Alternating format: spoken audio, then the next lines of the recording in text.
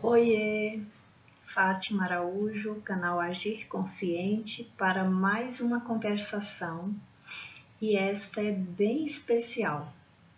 Eu falarei sobre o segundo eneatipo ou tipo de personalidade do Centro de Inteligência ou Habilidade Prática. Esse segundo tipo aí na sequência é o 9. Tipo de personalidade 9 ou personalidade tipo 9.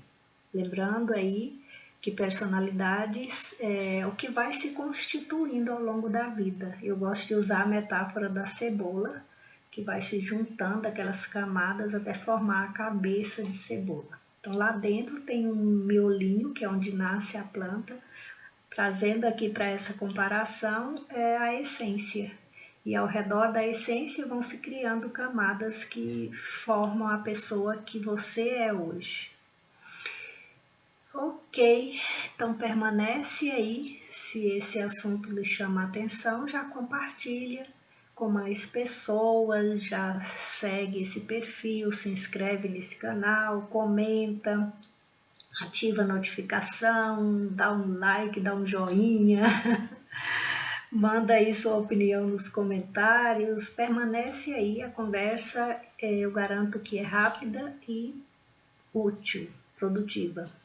Eneagrama é uma ferramenta fantástica de autoconhecimento e, a meu ver, é uma iniciativa muito nobre de autocuidado, que é quando você volta para dentro de você mesmo, começa a olhar para dentro, enxergar como que você é, em que você pode melhorar, em que você pode mudar, e com isso você acaba mudando também o que está ao seu redor. Não porque mude o que está ao seu redor, mas porque muda a sua forma de ver, conviver, agir, reagir com tudo que está ao redor, inclusive e principalmente pessoas. Vamos nessa?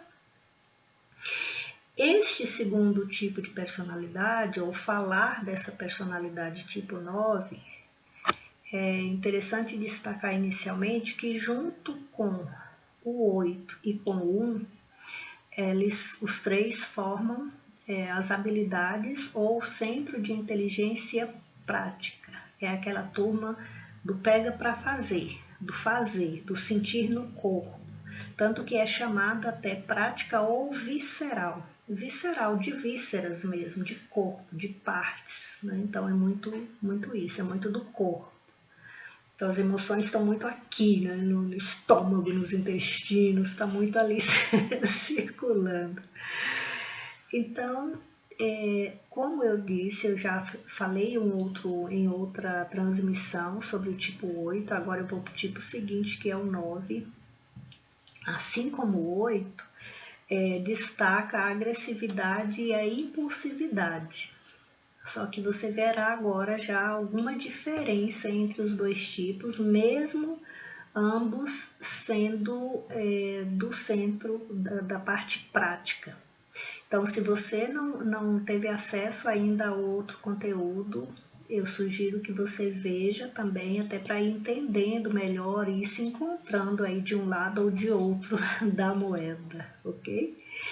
Então, o 9, mesmo sendo a turma aí da agressividade e impulsividade, o 9 ela é diferente do 8, sendo que o 8 manifesta essa agressividade de forma explícita. O 8 ele vai e faz e deixa claro mesmo, e tem a resposta na ponta da língua. Isso é o 8. Tem uma fala muito direta, muito agressiva, muito impulsiva. O 9 também é agressivo e impulsivo, agora diferente do anterior é porque o 9 tem uma tendência para anestesiar a raiva. E anestesiando essa raiva, passa uma imagem de uma pessoa tranquila. Então aqui já dá para perceber o que difere um 8 de um 9. O 8 não está nem aí, ele fala na lata, ele briga, ele insulta, ele passa por cima e depois pede desculpa. E olha lá, geralmente nem pede desculpa, porque mesmo estando errado, ele não admite que está, isso é o 8. Já o 9, ele também sente raiva, ele também é muito prático, muito agressivo, muito impulsivo, só que a diferença aqui é porque ele consegue camuflar, consegue, como que eu digo aqui, anestesiar essa raiva, e ele passa uma ideia de uma pessoa tranquila, só que por dentro ele está remoendo isso. E aí o que acontece com o 9? Ele isola essa raiva e ele se desconecta do mundo, de tudo e de todos. O 9 consegue se desconectar. Tipo assim, não tô nem aí, tô tranquila, tô na minha, mas na verdade tem sim a raiva. E com isso ele não sente essa raiva, ou aparenta que não sente, ou ele consegue de fato congelar essa raiva e nem senti-la, não sente de fato a raiva, e deixa essa raiva escondida por muito tempo mesmo. Quer ver um exemplo? Um casal com filhos adolescentes, ainda no início crianças, o casal se separa, o marido vai viver a vida e a mulher continua cuidando dos filhos. 7 anos depois, esse homem morre e a mulher, como assim? Como assim que fulano morre e me deixa sozinha cuidando dos filhos? E aí ela conseguiu descarregar toda essa raiva naquela pessoa, porque morreu. Só que lá, quando houve a separação, lá quando os filhos ainda eram crianças e ela teve que cuidar e tocar a vida toda sozinha, ela não sentiu raiva, ela conseguiu congelá-la por todo esse tempo. Olha que coisa mais estranha. O 8 já teria esbravejado, teria feito qualquer coisa, teria esperneado. Já o 9 não, o 9 consegue congelar essa raiva, consegue desconectar do sentimento da raiva, ele consegue não sentir essa raiva. Então, quando a raiva é percebida, nesse caso, ela pode ser expressada em proporções assustadoras. Aquela raiva que foi congelada, que foi escondida, que foi acumulada ao longo dos anos, por mais que não se sabia, não estava claro isso, mas ela foi tomando um volume muito maior. E aí disse que o fígado é o órgão do corpo que absorve, que acumula ali essa raiva. No corpo é ali que ela fica, entre aspas, congelada. Então, em algum momento, por alguma situação, como no exemplo que eu dei, a pessoa explode e aí vem todo esse fluxo de raiva multiplicado, sabe-se lá quantas vezes. Então, é essa raiva que foi tomando ali um volume que não dá nem para descrever, e aí explode. Assim acontece aquela gota d'água, aquela situação que aquela raiva vem à tona como um vulcão que ficou adormecido ali e depois começa o movimento dele, né, de soltar as chamas, soltar as lavas. Bom, e por que isso acontece com o 9? Qual que é a memória de infância do 9 para que ele seja dessa forma? O 9 sentiu-se assim, uma pessoa desconsiderada, uma criança largada, preterida, deixada de lado, deixada para depois, desconsiderada e sem importância. Então percebe aí por que esse 9, ela consegue, é uma pessoa que consegue desconectar, consegue camuflar essa raiva, consegue congelar. É porque as memórias que ela tem de infância são essas, de ter se sentido desconsiderada, largada, sem importância, preterida, deixada de lado mesmo, sabe? E veja bem, isso não é necessariamente o fato que aconteceu, mas é a maneira como a criança interpretou, é a maneira como a criança sentiu, e foi esse sentimento que gerou esta percepção dela. Tá? É como assim, por exemplo, uma criança ou um adolescente ou mesmo um adulto que é abusado. Uns reagem de uma forma, outros já reagem de outra forma. Um entra em depressão profunda e é capaz até de cometer algo contra si.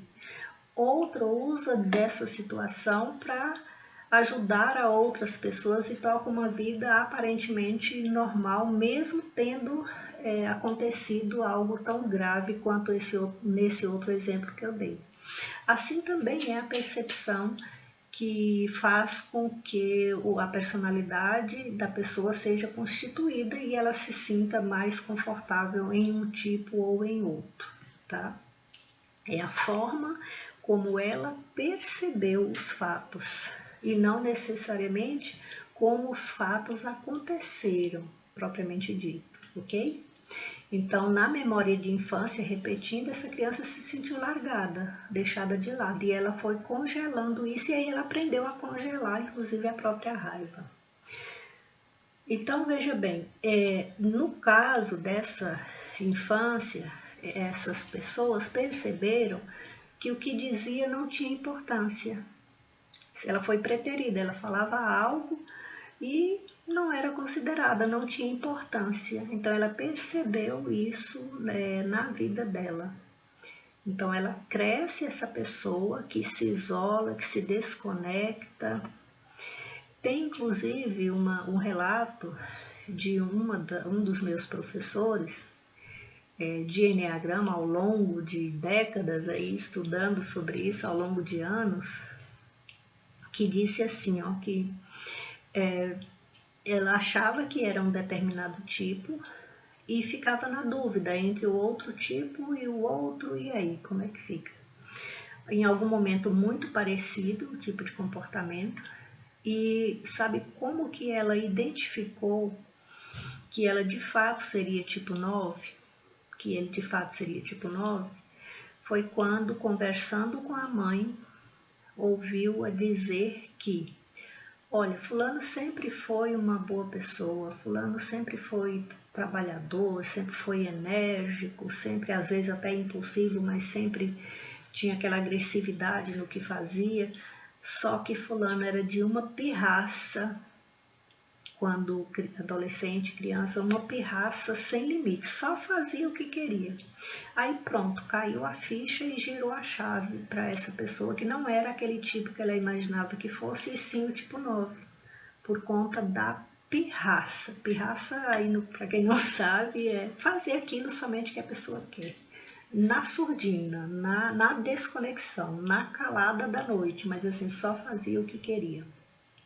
Na calada da noite é uma expressão para dizer que dentro da pessoa ela só ia fazer aquilo que ela quisesse. E aí externamente ela também seguia esse ímpeto.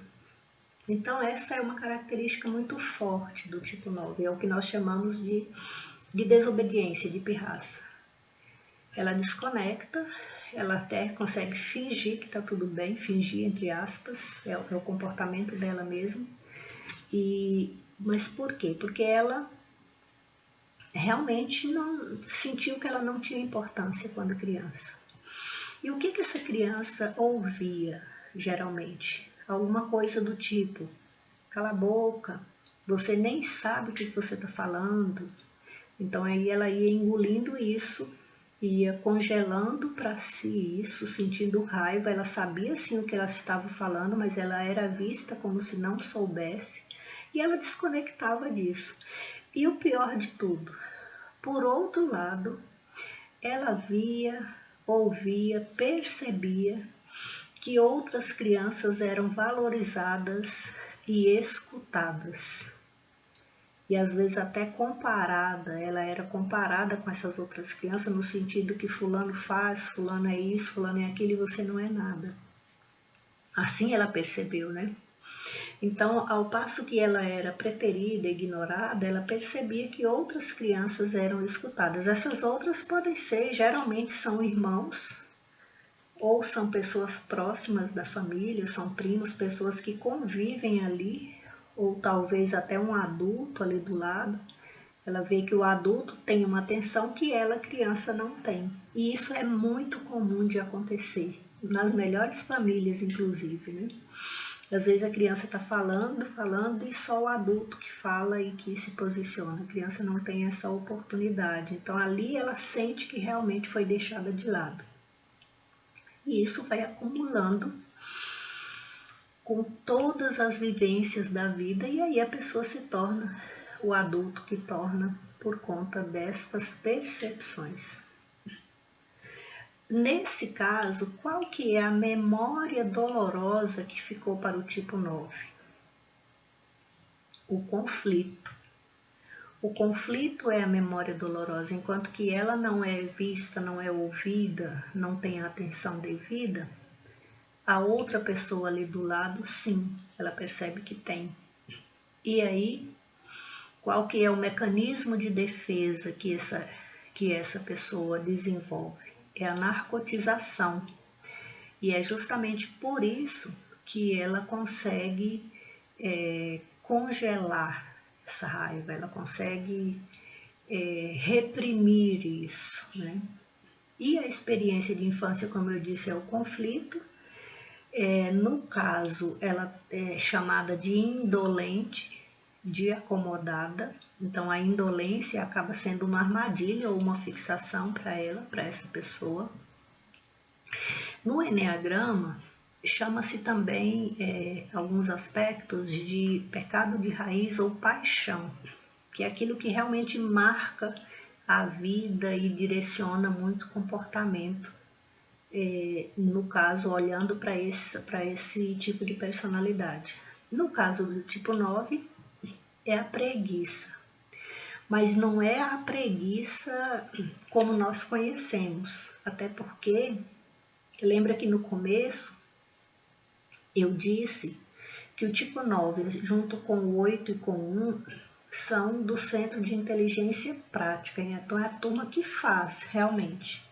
Então essa preguiça aqui é no sentido de esquecer de si mesmo, do tipo assim, não, deixa quieto, né? Eu vou congelar essa raiva aqui, não vou espernear, não vou chorar, não vou brigar agora e vou congelar tudo isso. Então, no tipo 9, o esquecimento de si é tido como uma preguiça. Preguiça, inclusive, de sentir raiva. Lembre-se, não é a preguiça que nós conhecemos, é no sentido do esquecer de si. Pois então, é até aqui essa fala do tipo 1, isso não se esgota, essa conversa não se esgota aqui, é só uma pitada aí do que é realmente cada tipo nessa primeira rodada de falar sobre eles. E esse é o segundo dessa sequência. E na próxima conversação, na próxima transmissão, eu falarei sobre o tipo 1. E aí encerra-se esse ciclo de 1/3 aí, porque são 9 dividido em 3 grupos de 3. Então, na próxima transmissão, eu falarei do 1 para poder encerrar essa turma aí do centro de inteligência ou habilidade prática ou visceral, das vísceras, do corpo, do fazer e do não sentir. Então, o 9 aqui, ele não só não sente, como ele consegue congelar essa raiva por muitos anos. E quando ela vem para explodir. Ok? Então, é isso por enquanto. Se esse assunto chamou a sua atenção, pode ser que ele seja igualmente útil para outras pessoas. E o convite que eu te faço é: envia para elas. Manda aí o link, compartilha esse conteúdo com mais pessoas. E se você ainda não me segue nas redes sociais, lá no Instagram tem o link de todas as redes. O Instagram é fatimaaraújo.com.br. Aqui na descrição do vídeo, na descrição dessa fala, não necessariamente só vídeo, pode ser que você esteja ouvindo esse conteúdo por áudio. Tem também o link, você vai encontrar também links de outros conteúdos já postados aqui. Então é esse o convite. Permanece aqui nesse canal para que você, pessoa ocupada, tenha uma vida descomplicada e leve. E se eu conseguir isso, você também consegue. Eu estou aqui para te ajudar. Tchau, tchau e nos vemos já já. Um abraço.